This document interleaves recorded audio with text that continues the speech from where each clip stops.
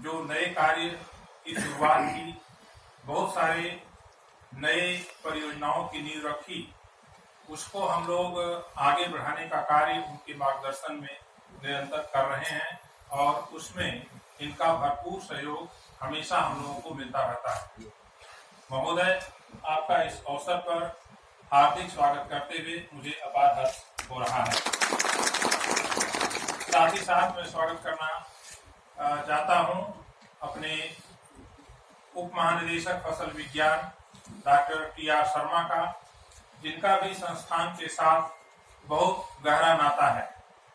करीब 1.5 से 2 दशक तक इस संस्थान में वैज्ञानिक के रूप में, शिक्षक के रूप में और उसके बाद में जैव प्रौद्योगिकी केंद्र के निदेशक के रूप में इन्होंने अभूतपूर्व कार्य किया और इस समय उप महानिदेशक के रूप में संस्थान की बागडोर इनके हाथ में है और इनका मार्गदर्शन संस्थान की गतिविधियों को आगे बढ़ाने में, सुचारू रूप से चलाने में हमेशा हम लोगों को मिलता रहता है। मैं स्वागत करना चाहता हूं उप महानिदेशक शिक्षा विभाग डॉक्टर आर.सी. अग्रवाल का, जो हमारे बीच में उपस्थित है। डॉक्टर अग्रवाल भी हर समय, हर पल, हर पल ऊषा संस्थान के साथ लगे रहते हैं। हम लोग पीछे पड़ जाते हैं लेकिन ये हमारा पीछा नहीं छोड़ते हैं। चाहे वो पैसा देने की बात हो, नई योजनाओं की शुरुआत की बात हो, ऊषा संस्थान को एक अंतर्राष्ट्रीय स्तर का शिक्षण संस्थान बनाने की बात हो, हर जगह हमेशा हमारे साथ खड़े होते हैं। मैं स्वागत करना चाहता हूं हमारे परिसर में, परिषद के जितने संस्थान हैं उनके निदेशक डॉक्टर सुरेश पाल यहाँ पे हैं, डॉक्टर शास्त्री हैं, इन लोगों का, डॉक्टर सुभाष चंद्र का विशेष रूप से अभिवादन करता हूँ मैं और उनका स्वागत करता हूँ कि वो लोग समय निकालकर इस प्रसन्नता की घड़ी में हमारे साथ हैं। साथ ही साथ मैं स्वागत करता हूँ अपने संस्थान के हमारे सहयोगी डॉक्टर रश्मि अग्रवाल, संयुक्त निदेशक शिक्षा, डॉक्टर बी.एस. तोमर, संयुक्त निदेशक प्रसाद और परियोजना निदेशक डॉक्टर मान सिंह, विभिन्न विभागों के अध्यक्ष, प्राध्यापक, वैज्ञानिक और छात्र।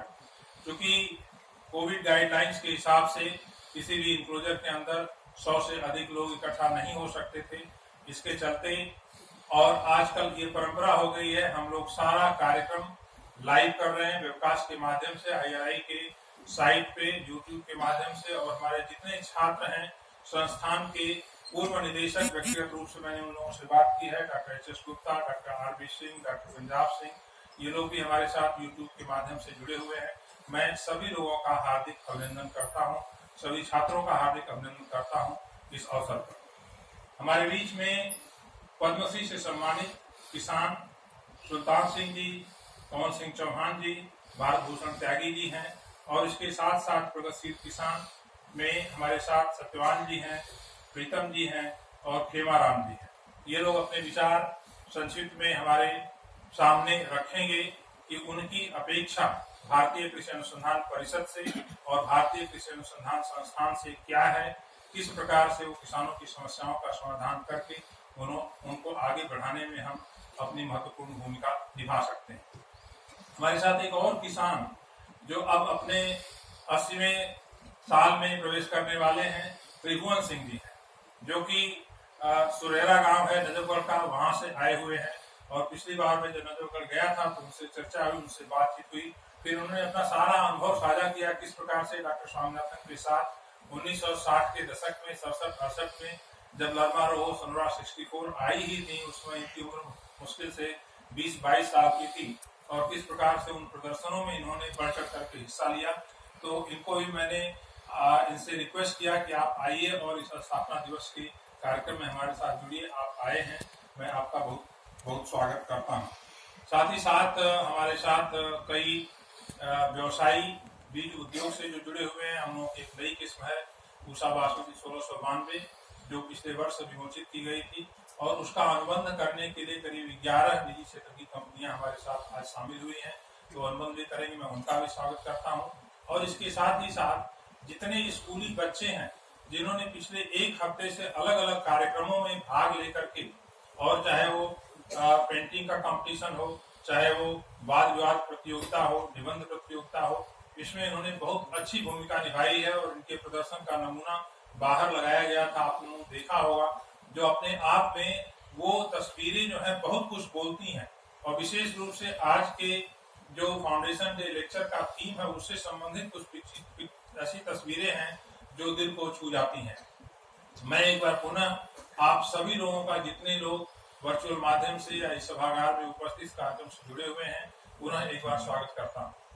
जैसा कि आप जानते हैं, हर वर्ष के बाद हम एक व्याख्यान आयोजित करते हैं और मैं बताना चाहूँगा कि इस व्याख्यान श्रृंखला की शुरुआत हमारे महानिदेशक महोदय के द्वारा की गई थी, जब 2015 में निदेशक थे यहाँ पर, और उन्होंने पूरी योजना बनाई थी कि किस प्रकार से बड़े पैमाने पर हम लोग स्थापना दिवस को मनाएं समारोह के रूप में।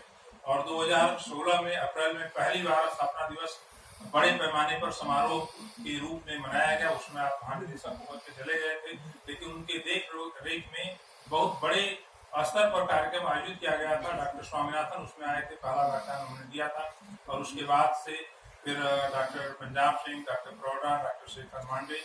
पिछली वर्ष कोविड के चलते हम लोग आयोजन नहीं कर पाए थे, और इस बार भी बहुत सारी दुविधाएं थी। उसके बावजूद भी हमने महानिदेशक महोदय से चर्चा की और उन्होंने कहा कि नहीं, हम लोग को करना चाहिए, तो हम लोग आज यहाँ पर उपस्थित हैं। आज की व्याख्यान में हमने अनुरोध किया था प्रोफेसर रतन लाल से। आप लोग उनके बारे में परिचित है, संक्षिप्त में उनके बारे में बताऊंगा।